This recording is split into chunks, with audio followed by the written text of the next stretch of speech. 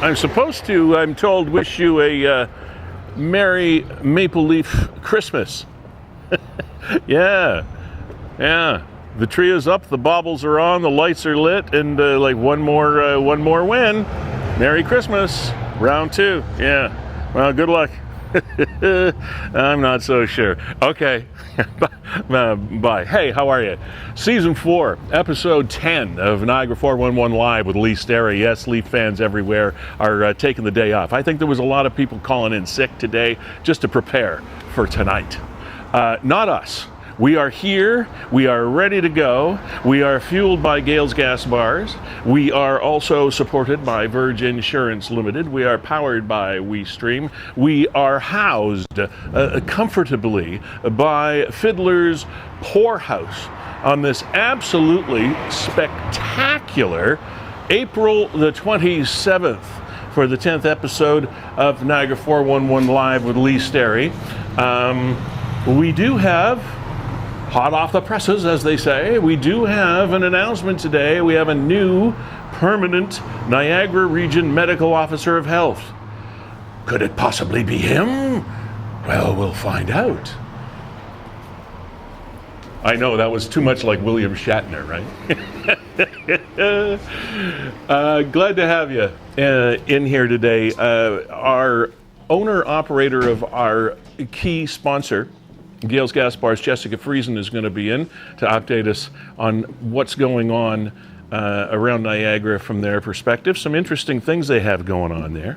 Also, the SS Keewatin. Have you been reading about this ship? Not probably, it is the only pre- or Titanic era ship still operating on the planet, around the planet, floating around the planet. And it's going to be coming up, out, down, up the Welland Canal. I'm trying to get my directions right. Yeah, up the Welland Canal from Erie to Ontario tomorrow. And it's in the area now. So we're going to have Dave Bennison on from Historical Niagara. We're going to be talking about the SS Keewatin and try to give you an idea about how you can see it if you want to, because I know there's a lot of interest out there. Anyway, we have a lot of cool stuff coming up today. We'll introduce you to Kevin Jack of WeeStreem, find out what's going on there, and just get this shindig underway in about 30 seconds. Come on in.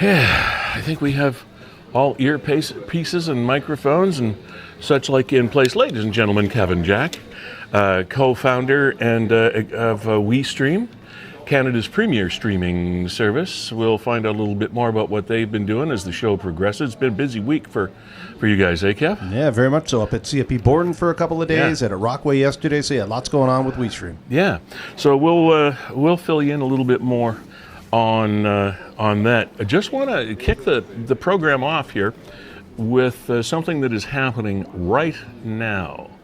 And if you are alarmed, don't be, and that's why we want to mention it right now. Today, the Police Service Emergency Task Unit from the region is conducting indoor training in the area of Gale Crescent and Riordan Street in St. Catharines. The training will occur until 2 o'clock this afternoon. It's been going on since 8 o'clock this morning.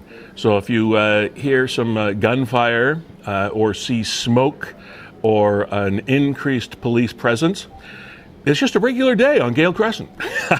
I'm sorry, I couldn't resist. It is a training exercise that's going on. I do like satirical humor, so every now and then something's going to come out that may not be politically correct, but what the hell? Increased police presence, possible smell of smoke. I'm sorry, simulated gunfire. And I figured they planned it this way because if the cops are already going to be on Gale Crescent, then why not have a training exercise?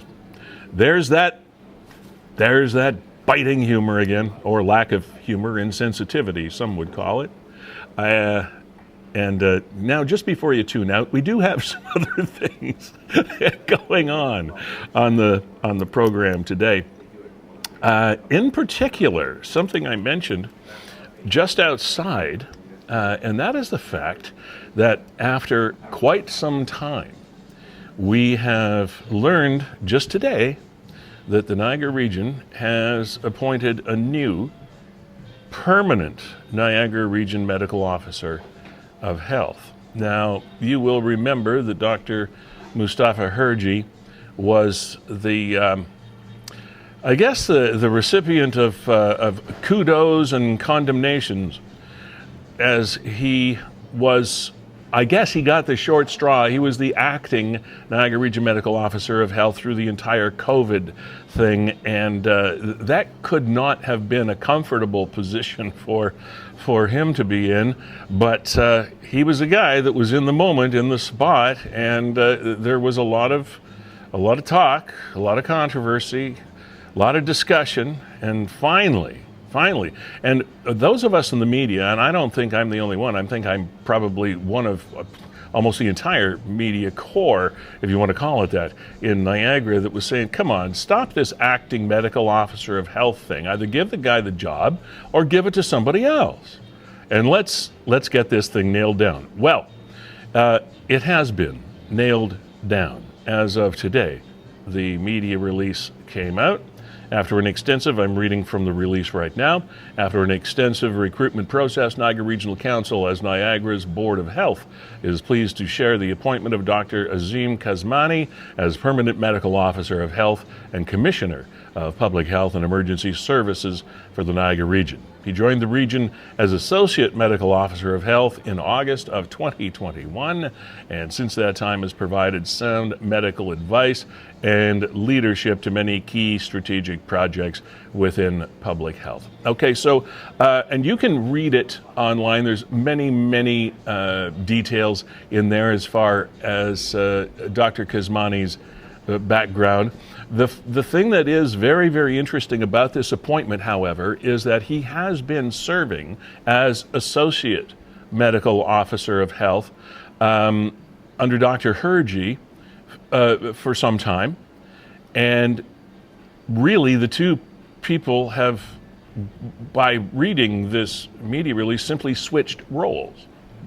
So Dr. Kazmani is going to be our permanent Medical Officer of Health for the Niagara region, and Dr. Herji will be the Associate Medical Officer of Health, and that will be his permanent role here in Niagara. We'll continue to support the health and well-being of Niagara along with our new permanent medical officer, Dr. Kazmani. Okay, so that's, I didn't want to read the entire media release because that would just be boring, but there you go. A lot of us, and I say us because I have been one of them, have been very, very vocal in wanting the region to get off the pot and make it official one way or the other, and this has finally been done. Now, it'll be interesting for these two gentlemen to actually switch roles to see how it fleshes out and how long that lasts. I make no predictions because I don't know the situation or the gentleman that well. There is your new permanent Niagara Region Medical Officer of Health. Looks like a happy guy today. So there you go. Tell you, Lee, I'm a happy guy. I am too. It's a watershed moment, finally, for the region after 2 or 3 years of medical political hell in the region. It's just been a mess. We talked a lot about it here. I know COVID-19 put people in very uncomfortable positions where they were forced to make decisions that maybe they never considered or possibly were not qualified for. However, the guy who was making those decisions, who has not been hired permanently, to me was messing with a lot of people's lives, incomes, well-beings in a rogue fashion that did not go in lockstep with the rest of the similar positions across Ontario. Yeah, it was just, I agree with you. It was not simpatico. And the reason for that was never really explained. Dr. Hergy held to his positions regardless of what they were. And sorry, there's little bugs in my face.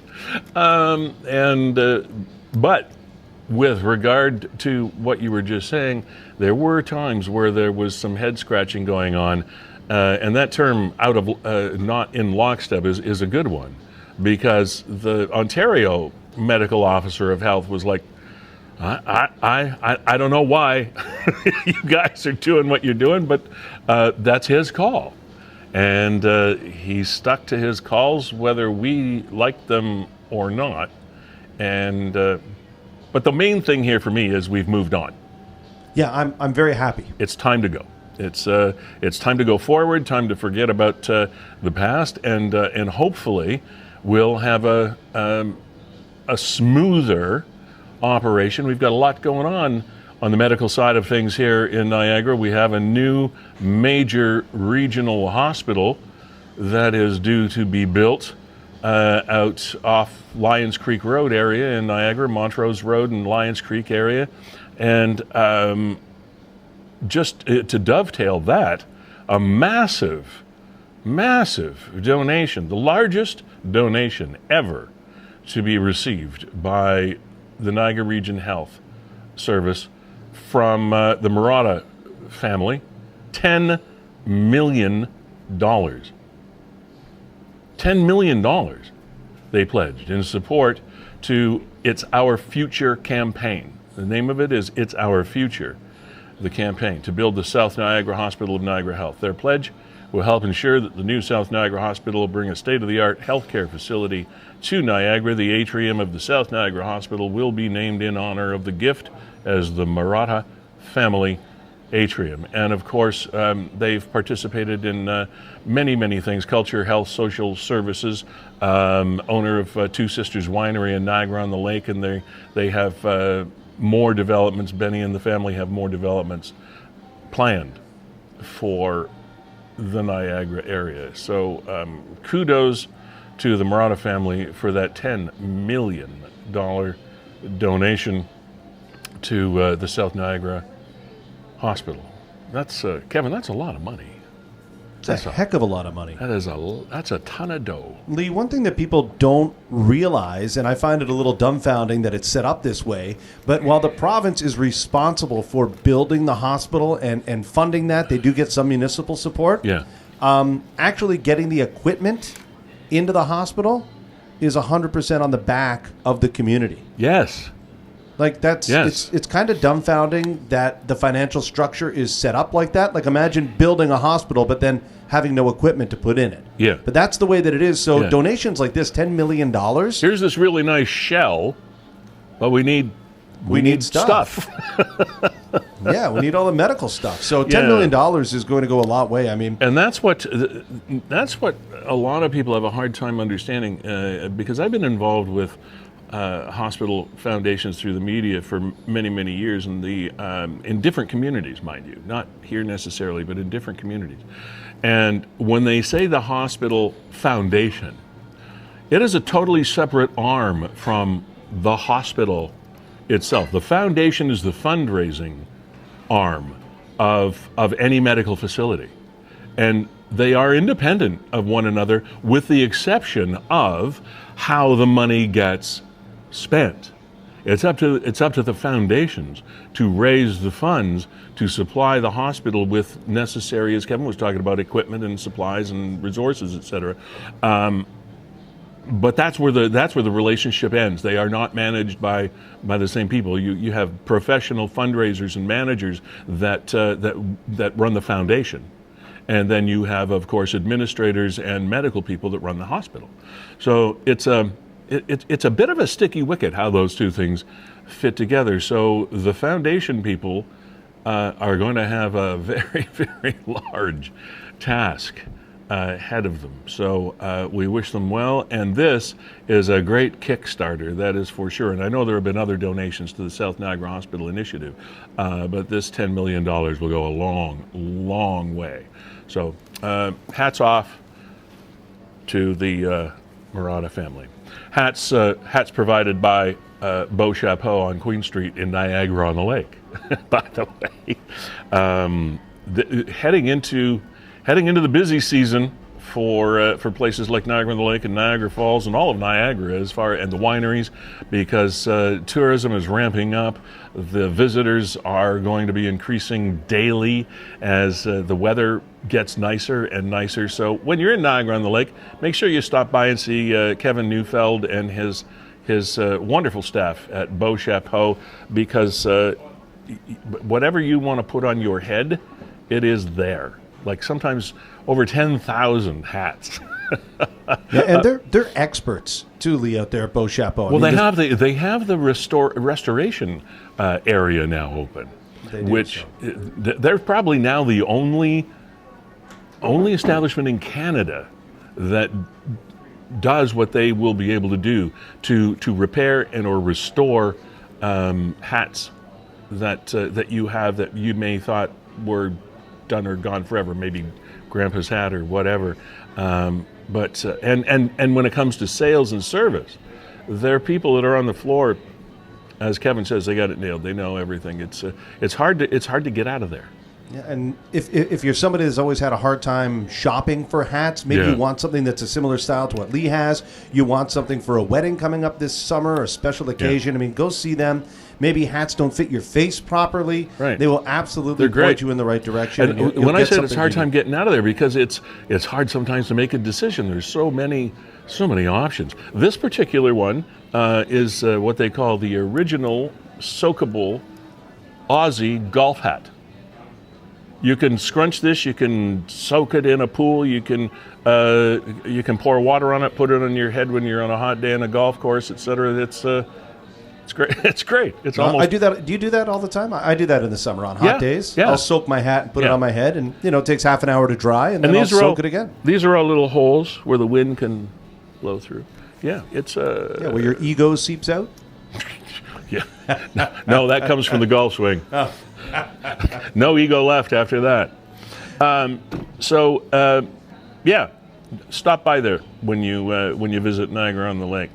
Coming up in the program today, I want to go into this just a little bit more. The owner-operator of our key sponsor, Gales Gas and Bob's Fast and Fresh Convenience, Jessica Friesen, is going to be joining us. They have some interesting things that have developed in their company and stuff that's going on. And we haven't chatted with Jessica in a while, so we're looking forward to having her on and thanking her in person for the sponsorship of this program.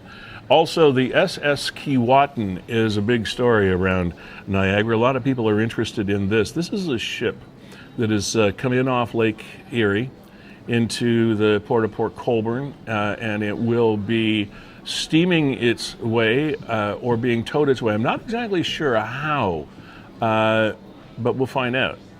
It is going to traverse the Welland Canal, but it is going to do so, head into Port Weller and then out into Lake Ontario and over to Hamilton to undergo a refitting and a refurbishing and an upgrading just to get it back in perfect condition, because then it'll be on its way to Kingston. It'll head up to St. Lawrence, head up Lake Ontario up to St. Lawrence to Kingston, and where it will be part of a permanent museum display. The SS Keewatin, built in 1907, and it is the only Titanic-era ship still afloat on our planet as we speak.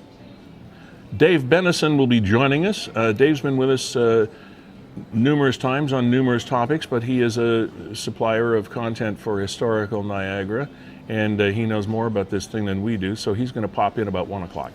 All right. Jessica will be with us at about 12:30. Numerous things, Kevin, have been going on around Niagara, but let's bring people up to date first of all with your week. You've been a busy camper with the WeeStreem folks. You were in Camp Borden. Yeah, we do work for the Canadian military, and we're often at CFP Kingston, CFP Borden, and this time it was Borden, just kind of northwest of Barrie there, for the Canadian Military National Volleyball Championships. Yeah, and it was a blast. It was a lot of fun. I'll see if I can pull up some of the footage here for you. What I did watch some of it, and I did see some of your streaming.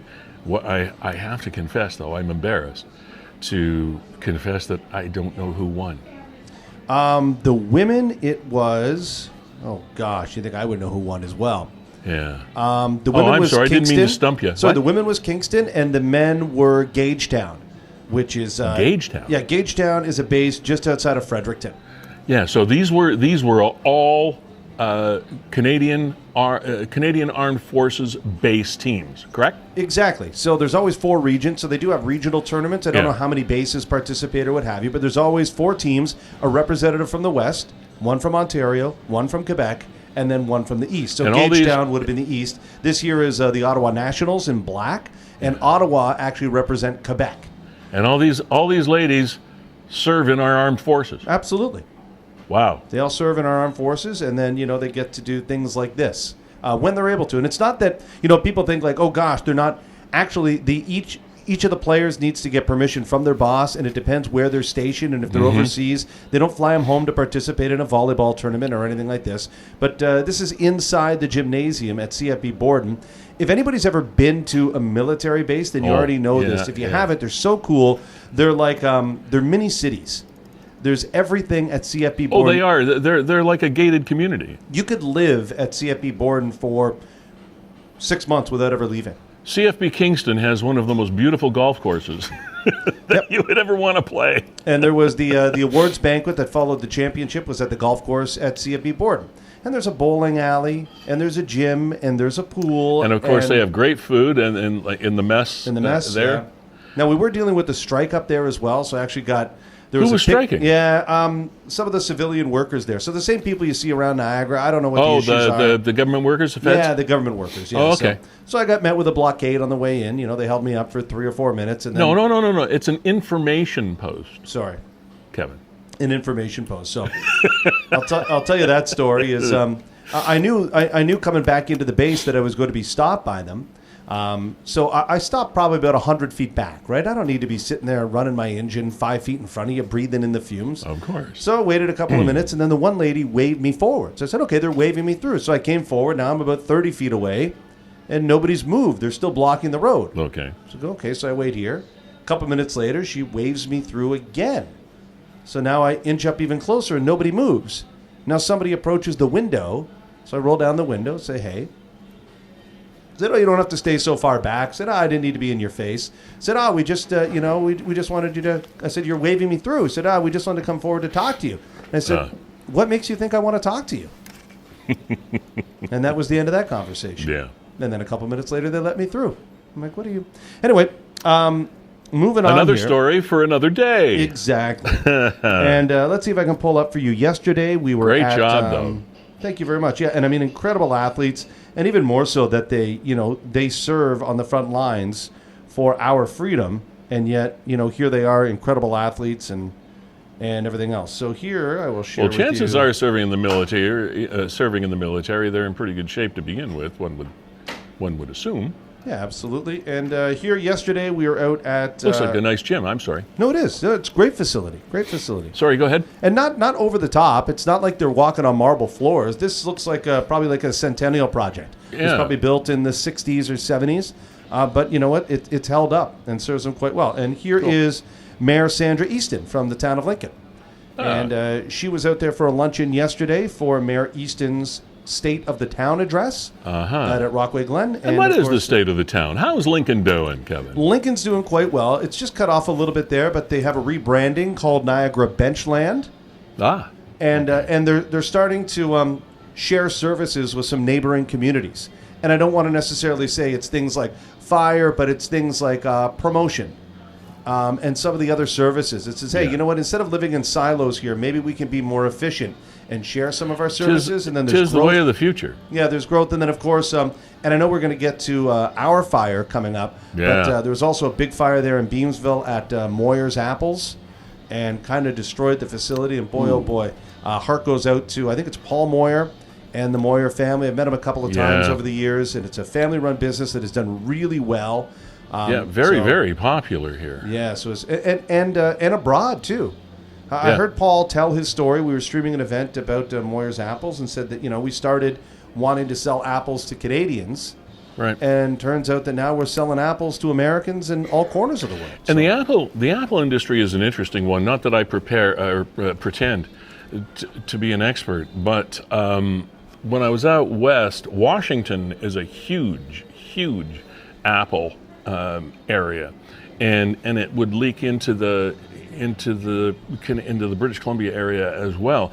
But so many of the apple orchards have been plowed under in favor of growing grapes out there. I don't know whether it's something similar here, but some of the apple growers in parts of the continent are having a bit of a tough time because their market has shrunk, and the grape market has just exploded because of the popularity of the wine industry. So for something like that to happen to Moyer's very, very popular and successful apple producers, that's sad to hear. But I'm sure they'll be raging back when the time. And speaking of fires, just as an aside, I think I smell the smoker here at Fiddler's Poorhouse.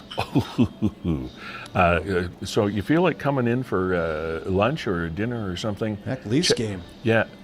Oh yes. Check out the menu here at Fiddler's, and again we thank them for letting us take up their space here. And yes, it is the blue and white day for people such as yourself that have been long-term, forever dyed in the wool, even though they don't wear wool. Leaf fans, I can't imagine, because I'm not a big hockey guy. I don't get me wrong, I'm rooting for the Leafs. I think it would be absolutely fabulous for them to even get to round 2 would be a really big achievement. But I'm not as invested emotionally in it as some people are. But for people like yourself and others that are like just really, as I said, dyed in the wool, this has got to be a pretty exciting day or night. Extremely exciting. Coming up. I've gone, I know I think officially 19, let's just call it 20 years. As a Leafs fan, I've got 20 years without them winning even a round of the playoffs. 20 years of suffering. And I'm not exactly going to be heading up the parade if they win the first round, but I might be in the parade. And it's been 20 years without seeing this, so tonight if it happens, you know what, I'm not saying Stanley Cup run or whatever, but I'm just going to live in the moment and enjoy it because it's been far too long. It's a maligned franchise. They made a lot of mistakes. I'm not a blinded Leafs fan, but hey. And a lot of people aren't really a fan of this team. Even Leaf fans are saying I'm sorry, but I've heard it said that they're not that great a team. What do you say to that? I think they're playing hockey now that I've never really seen them play before. But unfortunately, if you get through Tampa, then you got Boston on the horizon. Yeah. So, well, they're going with the mojo too, because they benched one of their premier players in lieu of a rookie that's just playing lights out over the last couple of games. Yeah, that Matthew Nyes, oh my gosh, I had no idea how big he was and how comfortable he was at that size. A lot of times young kids come up and they might be tall, but there's no meat on the bone, right? Whereas Nyes is playing awkward sometimes. Yeah, he's playing a very heavy game, and he's bringing a dynamic to the team that I didn't think he could, and I have no problem. And especially, you look at it and go, okay, Bunting's been out of the lineup for 3 games. Hey, know what else happened? We've won a couple of those. Yeah. So why would I change anything? Why mess with success? Absolutely. So I don't think it's really an affront to Michael Bunting. No, and he doesn't take it that way either. It's more of a statement of how we're playing right now and why. He said in a statement I heard this morning, "Hey, hopefully we get a lot more games to play as the playoffs go on." He said, "I just want to be a part of them, and I'll have my chances." And good for him. Nice, great attitude. And that's one thing the team does have that I've noticed when you hear the guys talk is they seem to have their heads screwed on right. So kudos to you guys for and the comeback win I think was a big deal. 2 comeback wins. Yeah. I mean, the last one though was amazing. I mean, 2 overtime wins. As a Leafs fan, Lee, in 20 years we don't win those games. Right. Yeah, but now they're doing it. So. I know, but we've been up 3-1 in the past. Yeah. But I would encourage everybody. I mean, man, you can smell that smoker. This is an awesome place here at Fiddler's Poorhouse to come watch a game. And the game will be on 1, 2, 3, 4, 5, 6, 7, 8, about 10 TVs in here. So there isn't a bad seat in the house, as they say. So come on by tonight, cheer on the Leafs, and have some fun. Do we have Jessica with us? We do. Jessica Friesen is owner-operator of Gales Gas and Bob's Fast and Fresh Convenience, and it's been way too long since we've had a chance to chat with her. Hi, Jess. How you doing? I'm good. How are you? I am well, and thank you for taking time out of your busy day to come here and talk to us. It's hard to track you down some days. You're all over the place.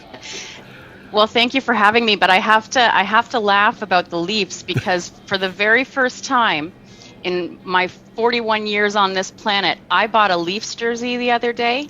So I think that's what's done it, guys. Okay. I mean, I own my very first official hockey jersey now, and I wear it, and we wear it to the office on Fridays. So, we're in it. We're in it for another round. Thank you, Jessica. Thank you.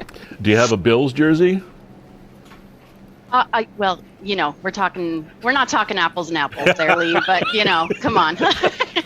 Yes, I do. We'll give you credit for the Leafs, but we won't blame you for the Bills. How's that? Thank you. So, you've been a busy lady in a busy company here in Niagara for many years, and we don't talk enough about what's going on that's new and fresh, other than Bob's Fast and Fresh Convenience.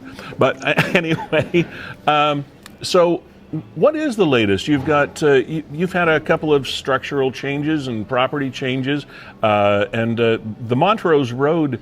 Thoroldstone Road area has been kind of big for you guys. Yep. So over the last, I'll say 7 to 8 years, one of my main focuses has really been on remediation underground. So taking out old tanks, putting in new tanks, and cleaning it up. It's an environmental responsibility. It's just ethical business practices. It's making sure that the integrity, the infrastructure of the company is sound. For our motto is our mission is fueling Niagara for the next 50 years, and we do that in every way possible. And this is one of those other ways, making sure that our infrastructure is sound for the next 50 years. So we've done 7 sites in the last 5 years. Wow. And you can't see much when you're looking at the sites themselves, but there's a lot of work that has gone on underground. And I'm really happy to say that this is the last site that we were looking at doing this kind of tank swap, I call them, at. Everything went exceedingly well. We were down for a couple of weeks because, lines and sure. just the construction. Yeah. But we're back open, operational, and we're really excited about it. Explain to those of us that don't know a damn thing about your business what this actually is. What did you actually do? Yep. So historically, until probably the last 20, 30 years, the tanks underground were single wall steel tanks. And every 2 years, those tanks would be tested for integrity to make sure that there's no leaks, there's no corrosion, there's no issues underground.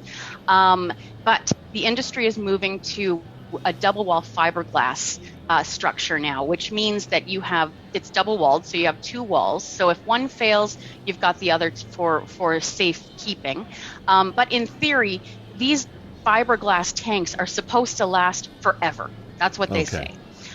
So the industry is going in that direction. Insurance companies want everyone to go in that direction. So that's what we've adhered to, and that's where we've moved to. And you have, and you've converted 7 in the last 5 years. Yep. So, Yep. and how many sites do you have currently in Niagara, Jess? So we have 12 operational sites. Yeah. For anyone who follows us on social media or visits particular locations, they'll know that we did just close. I did just close 2 of our sites. Right. One on Ontario Street in St. Catharines and one on Bridge Street in Niagara Falls. And the reason for that, everybody knows COVID has been a very long haul. And every business has to focus on the real money makers, what really is making sense. With Ontario Street, we have Welland Avenue that offers full serve right around the corner. It's just, 2 minutes around the corner from there. And with Bridge Street, we actually have 2 locations, one on Drummond Road and one on Thoroldstone Road that also offer that full serve convenience. So the volumes at those 2 sites just didn't make sense to keep them open. So we closed them up. We'll see. I say it's permanently. Who knows? But there is no plan to reopen them in the immediate future.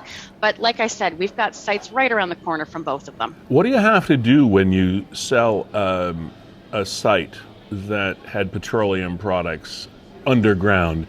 And you explained that, the one on Ontario Street and on Bridge Street as well, but Ontario Street in particular is obviously one of your older sites.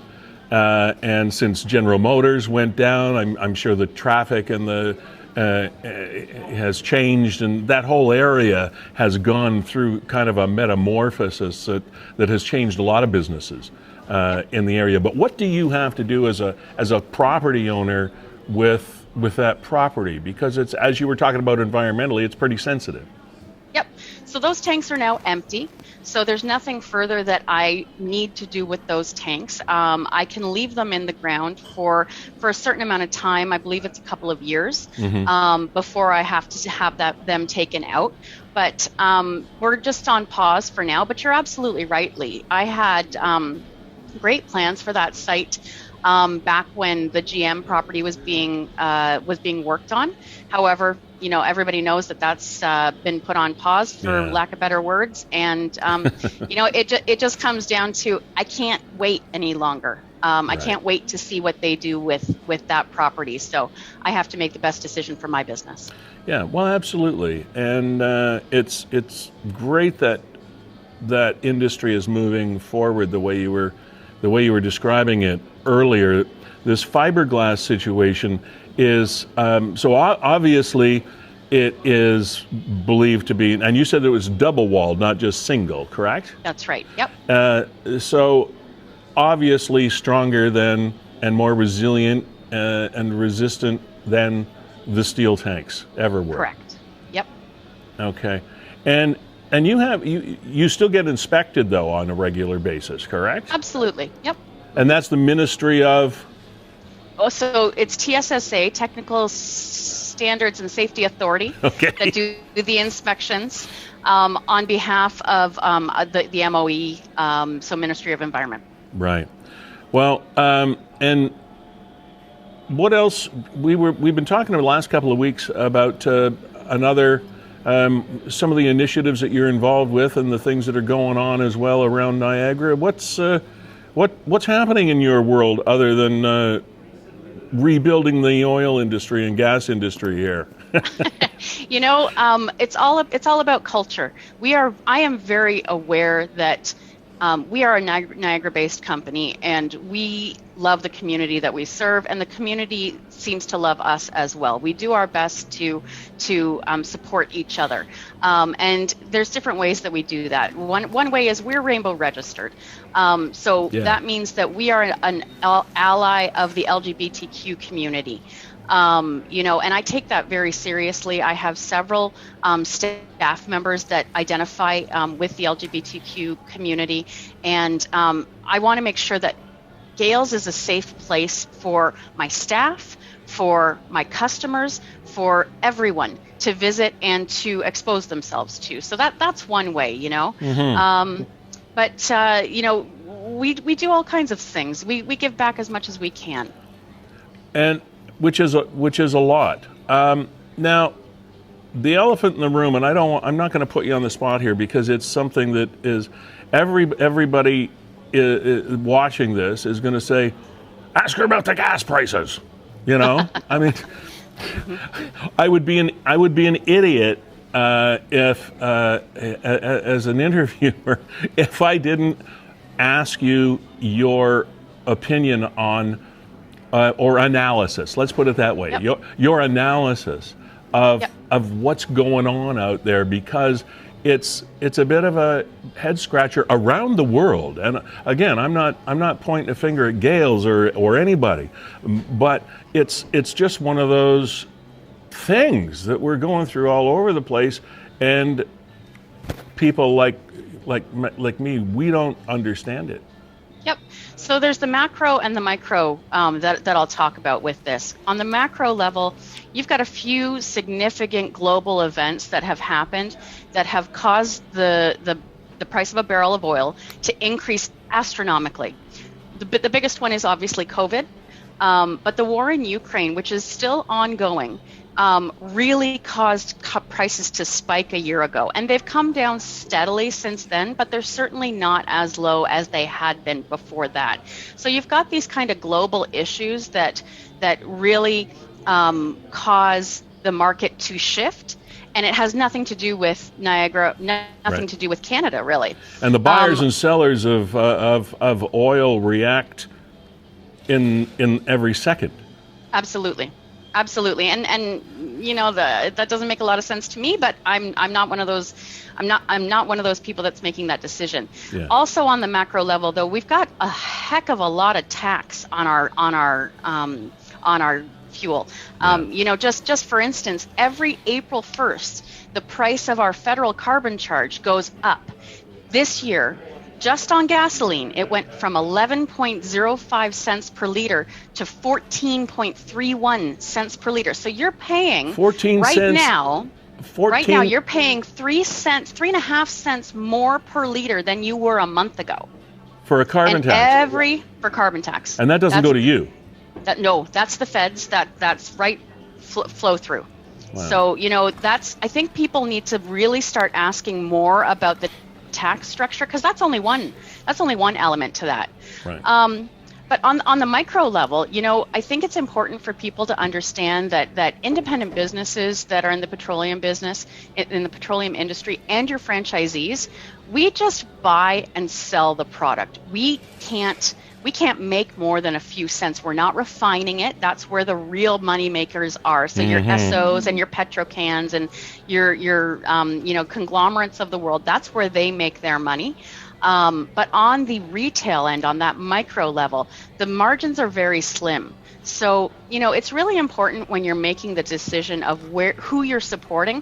Think about who you're supporting. Are you supporting you know, one operation franchisee? Are you supporting an independent business? There was a huge push to support independent business through COVID, and I think it's really important that people understand that doesn't just stop. We all need the support, whether you're in petroleum, or you're in flowers, or you're in stationery. We all need you all to support our independent businesses, because we are the ones that make the world go around, not your conglomerates. And on that note, which I did want to ask you about, because I know that if I didn't ask you that question, people would say to me afterwards, "Well, you really what the heck are you doing?" Yeah, you really did a softball interview there, didn't you? So I appreciate you trying to clear up a very foggy situation, and I know it's always going to remain foggy when it comes to the fluctuating prices of oil products around the planet, of which you do many. Now, tell me something else before I let you go, because I don't know the answer to this question. When we were talking about all the things you do, like you supply fuel oil all over Niagara as well, because there are a lot of places that still heat with oil. Absolutely. And you were talking about two different kinds of diesel, clear and colored. What's the difference between those two things? I'm just asking because I'm curious. Yeah, so the product is actually the exact same, the formula. Yeah. Dyed diesel just has a dye that's added to it, and it's simply to denote the tax structure that is paid on that product. So dyed diesel is for off-road vehicles. You're paying less tax. You're actually paying 14.3 cents per liter less in tax for dyed diesel, because you're not paying that road tax that is on clear diesel. Okay. So it's not a licensed vehicle for for to pay for our highways and all that stuff. That's right. Yeah. So your chainsaws would take dyed diesel. Your Right. your bikes, not motorcycles, But it's you know, essentially the same product. it's exactly the same product. It just has dye in it. Okay. But to your point, Lee, and one thing that people don't know all the time is that we do deliver petroleum products as well. Yes. We go up to Hamilton and Dunnville area, all through Niagara, and there's a lot of furnace oil customers out there, and we deliver gasoline and diesel to anywhere, quarries, construction sites, anywhere. In the kindness or the worst weather, I know as well. You know it. You know it. Yep. That's All right, it. Jessica, again, thanks for coming in. It's been absolutely super to have you and explaining some things. And congratulations on your move forward. On behalf of all of us and the environment, we thank you. And we'll talk again and again. I, before you go, thanks so much for continuing to support this program. It means a lot to us. Absolutely. Thank you so much for having me. Great to see you. Take care. Bye. Bye-bye. Jessica Friesen, owner-operator of Gale's Gas and Bob's Fast and Fresh Convenience locations all around Niagara. Pleasure to have her back in. Now, keep in mind, about 1 o'clock-ish, we're going to be talking to Dave Bennison. He writes and submits articles for Historical Niagara on Niagara 411. And the big story this week, if you want to latch Niagara into history, is that ship right there. That is the SS Keewatin, built in 1907.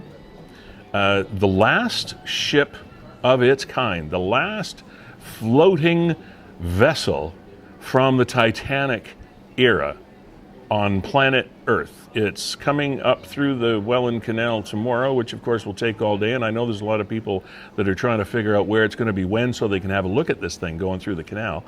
So we'll talk to Dave Bennison about that. What an amazing looking ship. It looks so narrow compared to the ships that we're used to seeing, in particular the cruise ships, but we see a lot of the steel ships go through with the big wide beams on them, etc. But that's an elegant looking ship. It is going to be going to Hamilton for a little while so it can be refurbished and brought back up to pristine condition. Then it'll be steaming its way to Kingston, where which is a beautiful waterfront there. If you've never been there, do it. And it's going to be part of a museum for the rest of its days as it rests in berth in Kingston. So we're going to be talking to Dave Bennison. He knows more about this thing than I do, and he's been tracking it, so he has a little bit of an idea about where it'll be when. I don't know if he can be too precise, but we'll find out when we have him on around 1 o'clock today. Now, Kevin, we had a lot of things, just bits and pieces of things happen around Niagara. We found 2 young people safe that had been announced as missing, which is just absolutely wonderful that that these people were found safe. There was a missing boy, 13 years old. His name Douglas McDonald, and on April the 26th, which was yesterday, he was located safe. And whenever a missing person is located, the pictures are removed from Niagara 411 and pretty much all of social media to protect the safety and security of these people and their families. So that was good news. And the other piece of good news is a 15-year-old girl by the name of Kendra Donor was also located safe yesterday. And you're asking yourself, is there a connection? I have no idea. We don't know. But anyway, it was wonderful that those young people were located safely. There's another chapter released on that 10-year-old 10-year-old boy that died in an accident in Niagara. Lucas Thomas was his name, and there were charges laid in connection with that case. A 31-year-old woman was charged with a couple of typical charges. It would be like careless driving causing death, etc. For that incident. What a sad state of affairs that is, no matter which side of the story that you're on. But they have laid charges. Yeah, I'm trying to find that story. There was a woman from the. Yeah, her name is Victoria Baker. She's from Mississauga. She's charged with dangerous operation of a motor vehicle causing death and dangerous operation of a motor vehicle causing bodily harm. As I understand it, there were 3 vehicles involved. She ran into the back of one vehicle in which the boy was seated, and which in turn pushed that vehicle into the vehicle in front of it. And of course, the vehicle in the middle got the worst of the damage, and the young boy died, Lucas Thomas. So, 31-year-old Victoria Baker of Mississauga. That's really all the details we have. We don't know why that happened. It just did, and she's been charged as a result. So, again, our condolences to everyone involved with that story. We had rather an interesting, if a fire can be called interesting, Kevin, I suppose the Scott Street Church fire in St. Catharines could be called interesting, because here was a structure that was slated for demolition already. It was no longer being used as an active facility for any reason, church or otherwise, and it was getting ready to be demolished. As a matter of fact, the demolition crew was either on site or very near the site when the fire went up. So it was probably one of the, dare I say it, easiest. I don't want to call their job easy, but I mean, it was an easy call for the fire department to make, because the thing was going to get torn down anyway, which doesn't make a fire a good thing, but you know what I mean. And the demolition crew was in the area, so everybody cooperated in making sure, of course, that it didn't cause any damage to the surrounding properties, and just sort of controlled the thing until it died down. Some really interesting footage. There's some drone footage too. Did we not have some of that, Kev? Oh yeah, there's our firefighters. God bless you. Indeed. Even if you're putting out a fire that is burning demolished building, or soon to be demolished building, you've still got a tough job to do out there. We appreciate you. And there's, the church. You've seen it thousands of times if you've driven down Scott Street in St. Catharines at all. And they just poured water on it. There's some of the drone footage there. Really good footage as well. Who is it that shoots this? I think a 905 drone. 905 drone. And I don't know who they are, but they're the ones that are responsible for a lot of the drone footage around Niagara of things that are going on. That's still got to be scary, though, for you, Kevin, if you live in that area, because there are some of those homes that are pretty close to that site. Luckily, it's not a hot, dry summer right now, so we don't have like ashes flying around. But it was still, a big fire. Yeah, and people could see it from all over here. I'll throw this up here. And, here are people that were sharing photos that day from all across St. Catharines and Niagara. Saying I can see it from where I am. And yeah. I'm glad it was no longer in use and it was set to be torn down anyway. And then, it would be horrible if it were an active congregation and whatnot that were spending time in that building. That's terrible. yeah, I mean, and police took no time in laying a charge. It seemed that within hours. Yes, less than hours, minutes almost, they caught this fellow who allegedly, there's that word that we have to use in the media again, allegedly, started the fire. So I'm trying to find it here. Get the man's name. So we're right. calling it we're calling it arson. I don't know if there's any other way you could. Yeah, I don't put know. it. Lee, maybe just go to this story. Just I'm trying to connect here with Gary Wilkins. Just having trouble with his end here, getting audio connected and what have you. So we can talk about the garbage, and we're also supposed to be talking to Dave Bennison about Keewatin, but There's this red light camera thing. Yeah, Niagara Regional Council has approved the next step in its Vision Zero road safety. Not quite sure where the names come from. There always have to be some slick names somewhere, but providing the necessary authorities for the implementation of the red light camera program. This latest endorsement means that the region will begin the operation of 10 red light cameras across Niagara in the fall of this year. Red light cameras are one part of Niagara Region's Vision Zero Safety Initiative, Vision Zero Road Safety Initiative, which aims to eliminate traffic fatalities and severe injuries. A noble goal: reduce road collisions and improve road safety for all modes of transportation.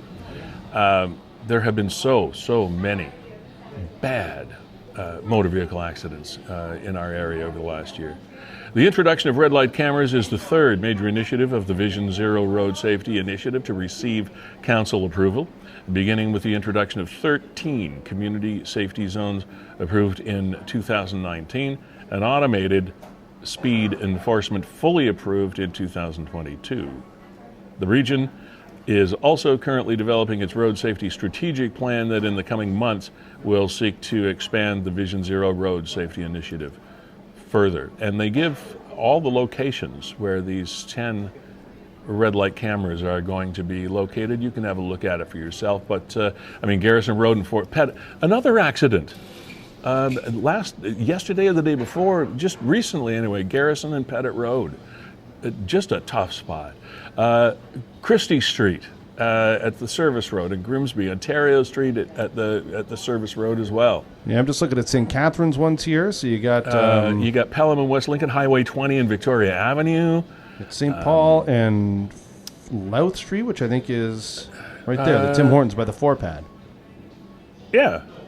And there's a construction zone there, so you'd think that people would be slowing down through there anyway, but Lundy's Lane and Garner, Stanley and Dunn. Oh boy, yeah, they need one there, especially through tourist season. Stanley Avenue and Dunn Street. Kevin, the plethora. Let's finish this first. St. Catharines, St. Paul West at First Street, which you mentioned, Niagara Street at Parnell Road. Right at the Grantham Lions Club. I did not know that was a high collision zone. I ride my bicycle through there. I do like a 5 mile a day thing or whatever, and I go through there, and some of the traffic is a little bit iffy. But where I was going to, let's look at Welland, so we don't forget things. It's just below the St. Catharines. Oh, sorry. Yeah, Prince Charles Drive at Lincoln. Yep, I can see that. Niagara Street at Quaker Road. That kind of surprises me a little, but I get it. Locations may still be subject to change. I'm all over the place now. Where am I in Welland? Yeah. No, I know. Yeah. I mean, there's Prince Charles. Niagara Street at Quaker. Down. It's not far from the Seaway Mall. Right there. Bad one. How many people do you see that are running stop signs and red lights? Why are we in such a hurry to get nowhere in particular that isn't all that bloody important? Why are we running not yellow, red lights? No. You see it every day like I do. It's unbelievable. and it's becoming epidemic. It's more and more and more often. Yeah, I would think so. I would agree. It's just... Lee, I know we've got Dave Bennison coming up, Historical Niagara. I mean, huge following there. Dave's doing incredible work. I love reading all the posts. Yeah, did we get Gary, though? But yeah, we finally got Gary connected. He's been holding on for a little while, and it's to address this story yesterday. Yeah. Dave, thanks for hanging on. We'll get to you in a bit. But this is the stuff that we hate to see. We were talking to Jessica Friesen not too long ago about the environment. This is the stuff that kind of breaks your heart if you care anything about your area at all. This mess was left by someone in Niagara Falls in the area of Dorchester Road and Oldfield Road, and that's not far off the highway. Anyway, these are the pictures that were taken by Gary, and thankfully he joined us now. Gary, welcome back to the show. How are you? How you doing, Lee? How you doing, Kevin? Yeah, we're great. Tell us about this. What's going on here? Well, I was watching another post on Chippewa Community Talks, and somebody had posted that picture, one of the pictures, and it just infuriates me that somebody just doesn't care that much for our environment. So I asked this lady, Tracy, I said, why didn't you just go dig through the garbage and try to find the name? And she's like, well, I never even thought about it. I was just kind of busy. I just drove by and took a picture. I says, well, I'm going to go down there myself and I'll dig through the garbage just to find out. Like that's my passion. This city's my passion. And so it took me all of 3 minutes, Lee, to dig through the garbage and come up with Revenue Canada envelope with this gentleman's name in it, and took it from there. So now the city's investigating. I believe the police are investigating it now. So it's just good for you. It's so disheartening that. Go ahead. Sorry. No. I just said good for you. Well, it's just so disheartening that like every year, Mike Cushman and I, we've been on your show before. I know that we go there and with a handful of people, and we clean that area up immaculately. And just to see it again, like it's just, if we ever got paid for this job, we would never have to be on unemployment because it's just repetitive. So do you think this was the job of that one person? I mean, that's a lot of garbage. It's a lot of garbage, but all the bags look the same. Everything that was in the bags looked the same. Like they were black garbage bags, and then there were white garbage bags within inside the black garbage bags. And it was all the same kind of material. And there are even recycling boxes left there. I almost wanted to take a couple of them home because I need them here. Because so. Like how ironic is that? But yeah, like it's so disheartening that nobody really cares. Like even before I got to this site, I was, I come down by the Niagara Falls Humane Society. Yeah. And I thought I saw onto the right of the road, going towards the train tracks there, I saw another big pile of garbage. So I thought that was the one. So I went digging through that one first. And sure enough, I found a name on that one. Wow. And you know what is, and I'm going to say it, I'm going to say it as diligently as I can. It pissed me off that this guy, the name that I found, which I said to Kevin, he's not even from this city. He's from Brampton, and he's throwing out his garbage all over our roads. Wow. And it's just so we need. And I talked to Wayne Thompson this morning, and I talked to a couple of the bylaw guys, and we just need stronger fines for these people. Like we need to. But this is being investigated. Absolutely. Right, and Wayne Thompson has been fabulous with us. Like even last year, he supplied all the garbage bags for us. He had the city trucks come out. They literally followed us around pretty much the whole summer. Oh, that's good. But, Gary, yeah. thanks for joining us. Thanks for putting this up there and doing again a job way above and beyond the call of duty here for Niagara. And thank Nick very much so for posting this story. Indeed. He went above and beyond as well. So Okay. I applaud Nick very much. Indeed. Thanks, Gary, for coming in. Have a wonderful day, guys. Take care. Bye-bye. Good. Let's move on quickly. We've been talking about the SS Keewatin and Historical Niagara, which is a site that Dave Bennison contributes to on a regular basis. And he's the guy that knows more about this than I do, so let's bring him in right now. Trucker Dave, we talked to him about a lot of things, but one of the hats that he wears is, of course, with Historical Niagara. Dave, how you feeling today? I know you've had some you've had some challenges recently, and we're gonna talk about those as well. Kevin needs me to stretch a little bit here. The SS Keewatin. Yeah, here we go. I think we got Dave. Sorry, there was a quick turnaround there to get everything going. And sorry. We built in constructed in 1907. Dave, we got you? Yes, we're here. All right. How you feeling today? I know you've got your health challenges going on. We'll talk about that another time, perhaps. Sure. How you doing? You all right? Yeah, good. No, yeah. I did three treatments this week for my dialysis, all at home, and it's been rolling along great. So okay, all right. Good. Well, Godspeed on that. So tell us. I did mention. Sure. That this is a Titanic-era ship, SS Keewatin, built in 1907. I did say that it was on its way to Hamilton to be refurbished, and then on to Kingston to be part of a museum. I know it's going to be going up the canal tomorrow, so that's as much as I've had a chance to talk about. But I know a lot of people are interested in this and where they're going to be able to get a chance to see it, etc. So what's going on with this wonderful ship? Yeah. So like you said, the SS Keewatin, you gave a little bit of history. It's Titanic era, built in 1907 in Scotland, and it was built there. It was a steamer.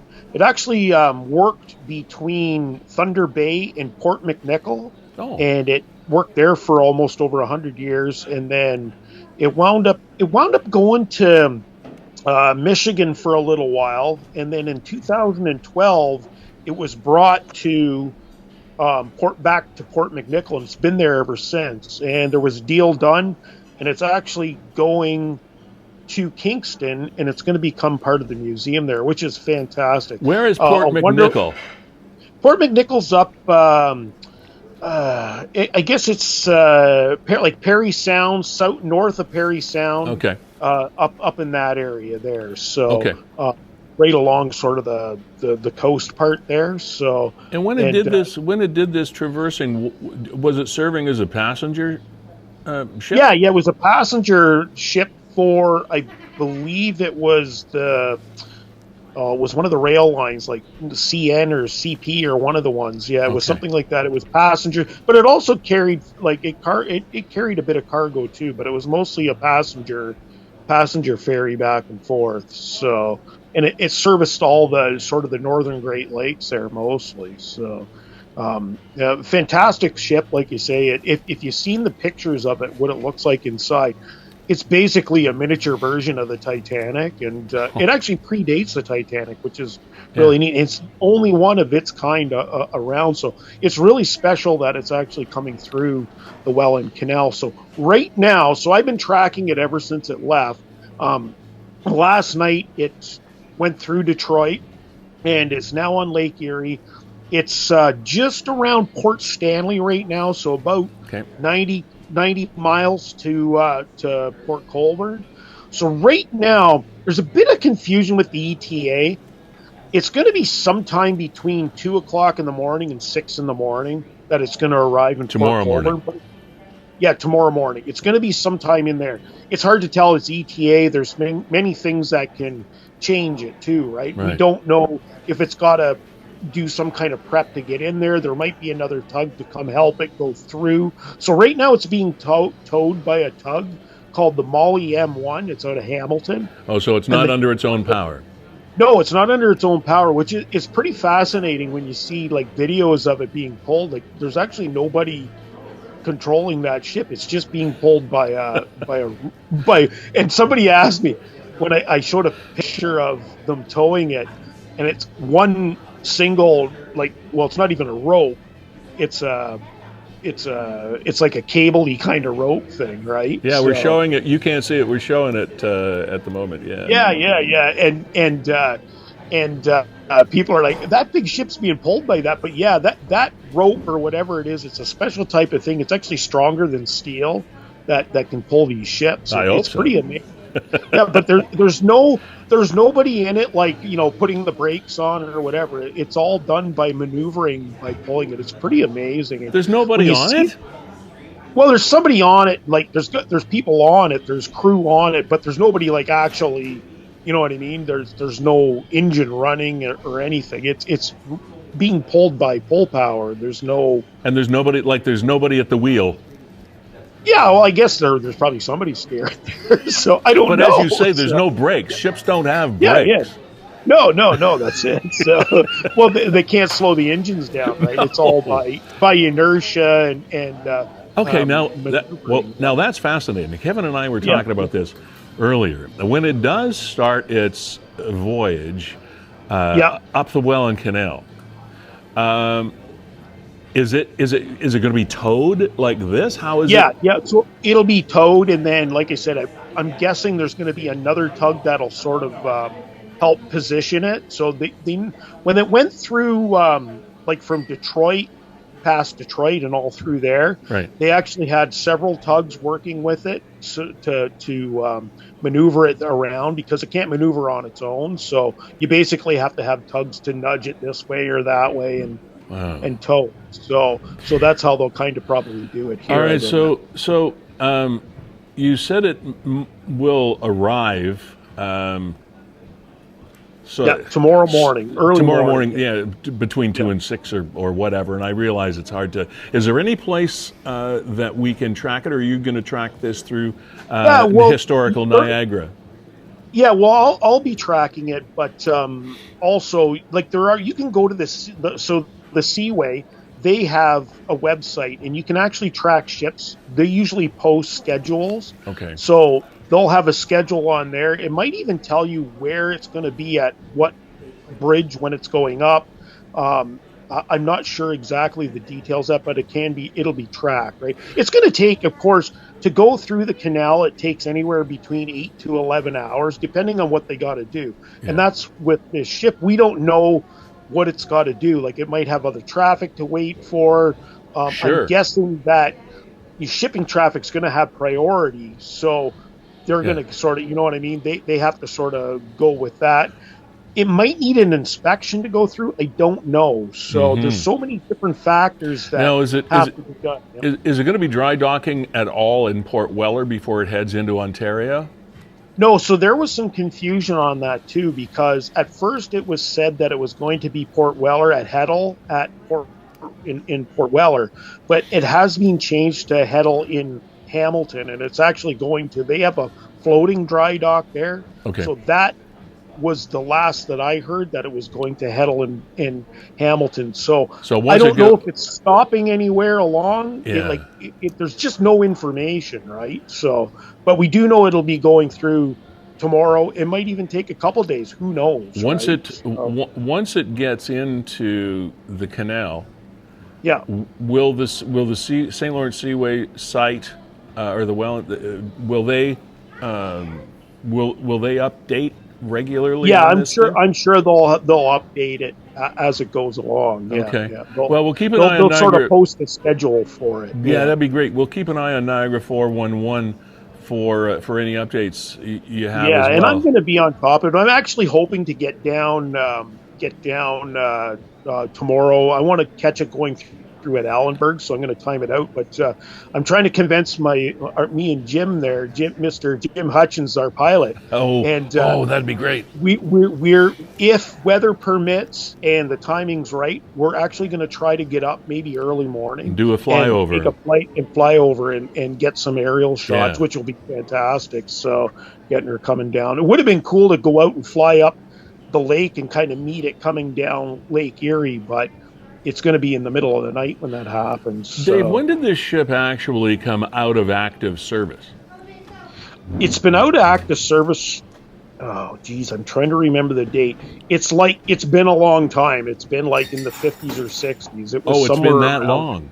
Yeah. It's been a while that it's been out of active service. Like I say, it went to a place. A guy in Michigan bought it, and it was over by a town near Kalamazoo, and he had it there. And they actually had it was not really sunk, but it wasn't really being looked after very well after a while. So it wound up coming to Port Nickel in 2012, and it's been there ever since. And I know to them it was a kind of a big loss to lose that ship, but Kingston made a deal to get it, and it's gonna have a great home at Kingston. I think it's a perfect place. It's going to. If you've ever the facility they have there too is an era built facility, so it all goes together, and hopefully within a year or two, we'll have it all set up where it'll be an actual living museum where you'll be able to go and check the ship out. And that'll be exciting. There was a group in they were called the Friends of Keewatin out of Port McNichol, and they did a fantastic job of, like, in the last 10 years, basically looking after that ship, prepping it, getting it, all done. So it looks like you say, you go in there, if you've seen the pictures, it looks like a Titanic era ship. That is so. I think it's going to be wonderful. Cool. Yeah, I think it's going to be wonderful for people in Niagara, and get out if you can. Get out and check this out. I think there's a lot of people that are going to try. They just want to know where it's going to be when. And that's just it. That's been the hardest part of posting about this, because when you look at the timing on it, it has this thing called, it says 6 o'clock UTC time, which is a different time, which is supposed to be 4 hours ahead or 4 hours behind. I don't know. It tells you different things. Yeah. So, and that's just it. We won't really know till it actually gets closer. I'm saying sometime between 2 and 6 o'clock. It's at Port Colborne, and then it'll journey through tomorrow. So this fellow. Okay, who's this? We're showing a picture of a captain in front of another shot. We don't know where it's from. Yeah, I think that captain might have been photoshopped in. Oh, he might have been photoshopped. Yeah. There was a guy. His name was Conroy, and he was a sort of somebody that looked after the Friends of, I don't know if it was the Friends of Keewatin, but he was he wasn't the captain of the ship. He was an honorary captain. Yeah, gotcha. Gotcha. He was sort of like the spokesman for them up in that area. So that's probably who you're looking at. Yeah. So the owner of this vessel must now be either the city of Kingston or the foundation that puts the museum together, or what I would assume. Right. At the moment. Now, while it was operating, what was its country of registration? Was it Canadian? Yeah, it was Canada. Yeah, it was a Canadian it was ship. Our ship. Yeah. It was built in Scotland and then brought over here. But yeah, it was a Canadian ship. Yeah. Interesting. All right. So, Dave, thank you very much. We'll keep track of you keeping track of it. And I'm trying. I'm trying to keep it. As soon as I find out an exact time, then I'll start posting. But it's so hard. It's ETAs, and we're talking about a ship right now. She's 90 miles away. It's doing about 6 knots an hour.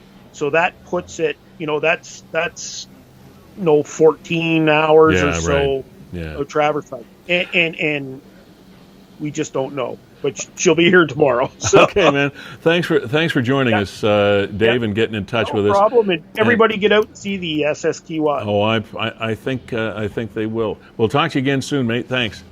Yep. Thanks. All right. Thank you to our sponsors once again. Before I forget and we move on too fast and the show is over, Gale's Gas Bars and Bob's Fast and Fresh Convenience Stores. Jessica Friesen, owner-operator, joined us today and updated us on things that are going on there, some exciting things, and just to, again, talk about being a part of Niagara's business community that does so much, including sponsoring this program, which we thank them for. Verge Insurance, Mark Shirk, Blake Shirk, and the gang, another born and bred and dedicated Niagara company. Thank you very much for joining us. Again, Beau Chapeau Hat Shop, we appreciate being able to have our heads looked after so well, as well as Kevin and Mr. Scram, his partner from WeeStream. Brandon, again, we obviously couldn't do this without you. You executively produce it. You created this monster for us to try to feed every couple of weeks, and it's always great to be able to connect Niagarans with Niagarans. So this has been episode 10 of season 4 of Niagara 411 Live with Lee Sterry. That would be me. And Kevin, good show today. Interesting stuff going on. Yeah, very much so. And we should say, Lee, that coming up on our next episode a couple of weeks from now, we're going to be welcoming 2 new sponsors to the program. Yes. Our good friend Dave up at Hartzell Marine is hopping on board. He loves what we're doing here and thinks it's a good vehicle to get the word out. And speaking of vehicles, if you're looking for a vessel and boats, if you want to get on any of the Great Lakes during fishing season, go see Dave up at Hartzell Marine. He's just by the beer store in Feulled. He's got all kinds of great boats right there on site, so he'd be happy to sell you one. And then good friend Janice over at Ace Alignment. Ace Alignment, is also going to be joining the program, so we look forward to that. Speaking of interesting things, Lee, and maybe we'll squeeze this one in before we bid adieu for the week, but recycling. And the way we recycle is changing, and a significant step in that direction this week, like a $12.7 million sale or whatever. But what does it all mean? This is a big story. Niagara Region once again has moved forward with the sale of material recycling facility in Niagara Falls. There's been a lot of misinformation or misstatements about this. You mean we're not going to be recycling anywhere? No, nothing could be further from the truth. Niagara Region is proceeding with the sale of the material recycling facility in Niagara Falls. Following a public procurement process initiated in December, Halton Recycling, doing business at Enterra Environmental, is the successful proponent for the purchase of the region's facility with a closing date of April 21st, 2023. Final purchase price, as Kevin mentioned, $12.7 million. So, will there be some changes to your recycling processes? Not really quite sure. Probably minimal. Recycling being what it is, but it's going to continue. We are not going to be not recycling in Niagara. So yeah, the big change that's coming, Lee, is that the manufacturers of all the goods that need to be recycled are now going to be 100% funding the recycling program. There were a lot of questions. Somebody posted a link in the comments to a video from the government that kind of explains it all. Should we? Yes, let's play it. All right. For sure. Here's the deal. Whether living in a busy city or the countryside, for decades, many of us have been doing our part to reduce waste by putting used packaging and paper in our blue boxes to be recycled. Between 2001 and 2020, Ontarians recycled over 16.5 million tons of materials through the Blue Box program. But over the last few years, the recycling rate has stalled. In an effort to increase recycling across the province, starting in 2023, enhancements are being made to the program. Currently, half the program is funded by producers of the packaging and paper that residents recycle in their blue boxes. The other half is funded by municipalities and First Nation communities that provide the blue box collection services. From July 2023 until December 2025, the Blue Box program will transition to Ontario's new producer responsibility framework, where producers are fully responsible and accountable for funding and operating the program. The Resource Productivity and Recovery Authority, also known as RPRA, is the regulator mandated by the Government of Ontario to enforce the requirements of the new framework and help municipalities, First Nation communities, and businesses understand their obligations. Under the new framework, producers of Blue Box materials supplied into the Ontario market have mandatory and enforceable requirements, such as registering with RPRA, reporting data on how much material they supply, and meeting their resource recovery requirements. These legal obligations make it more likely for valuable resources to be reintegrated back into production rather than being sent to our landfills. This new framework will enhance the Blue Box program by standardizing what can be recycled across the province, accepting common single-use products, and expanding collection services to more communities. This means that what gets recycled in Kenora is also what gets recycled in Kitchener, and that more residents will have the opportunity to recycle materials instead of throwing them in the garbage.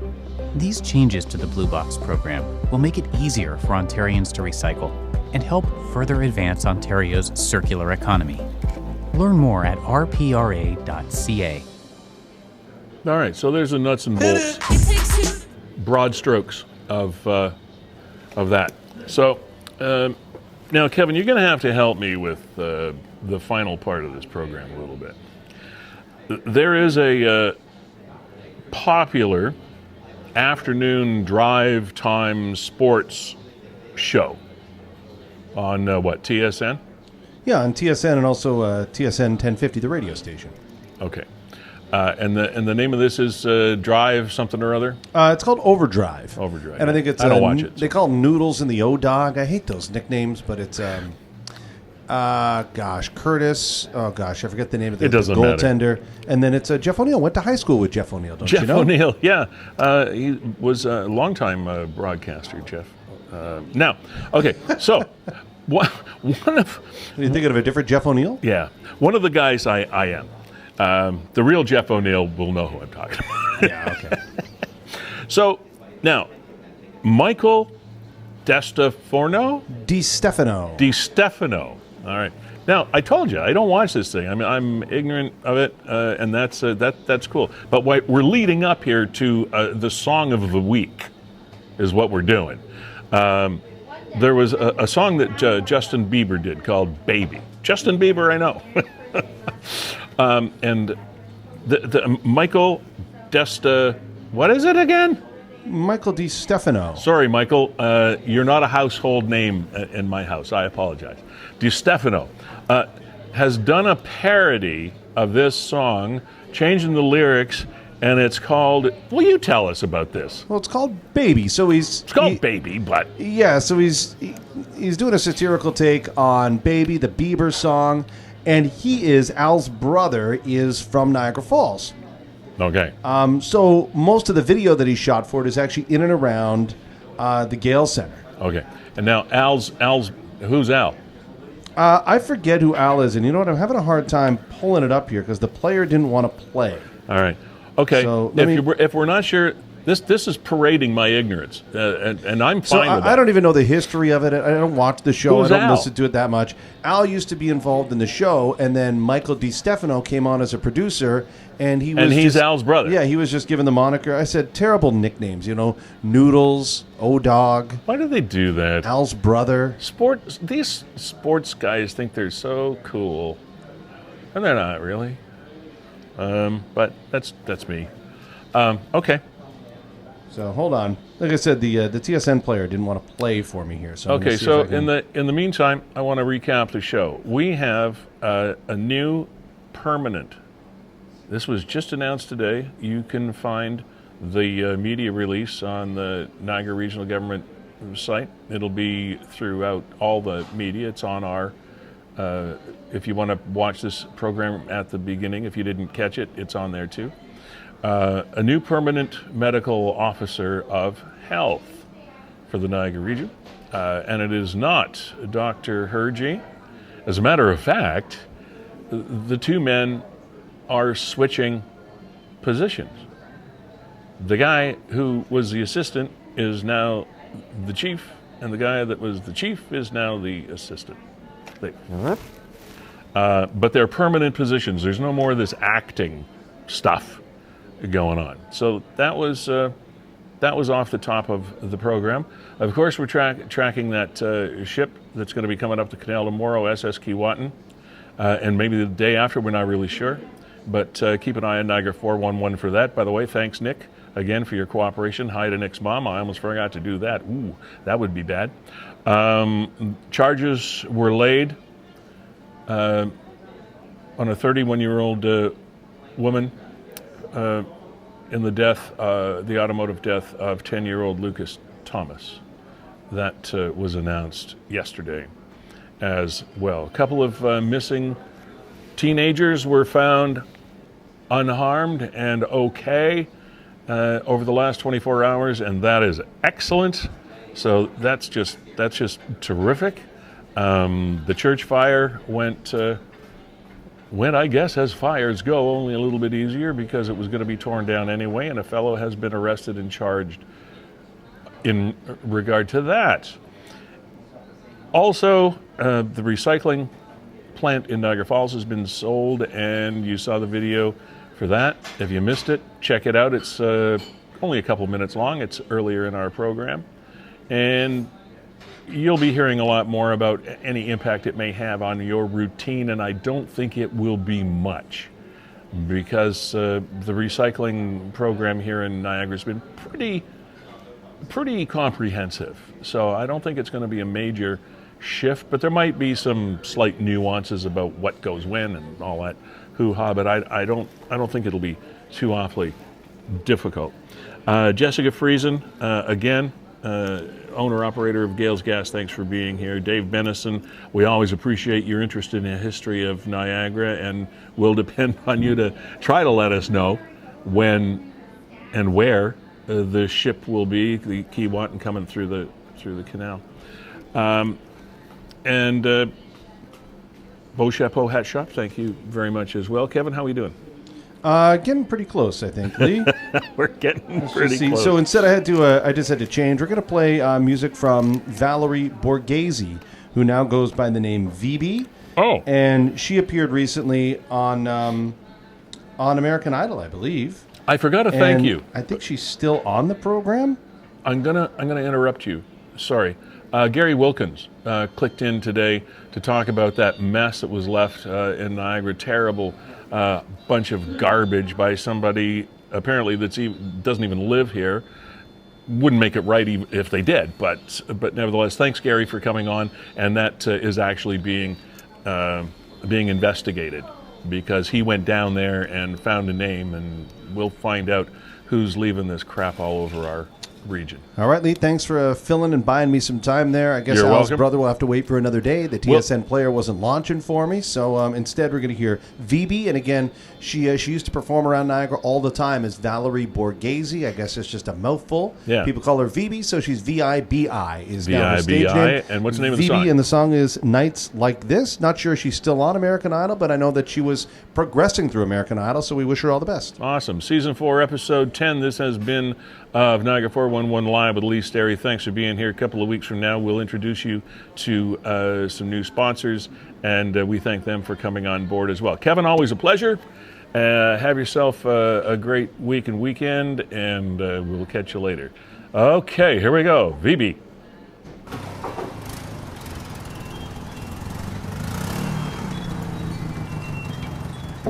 Tonight I don't feel like myself.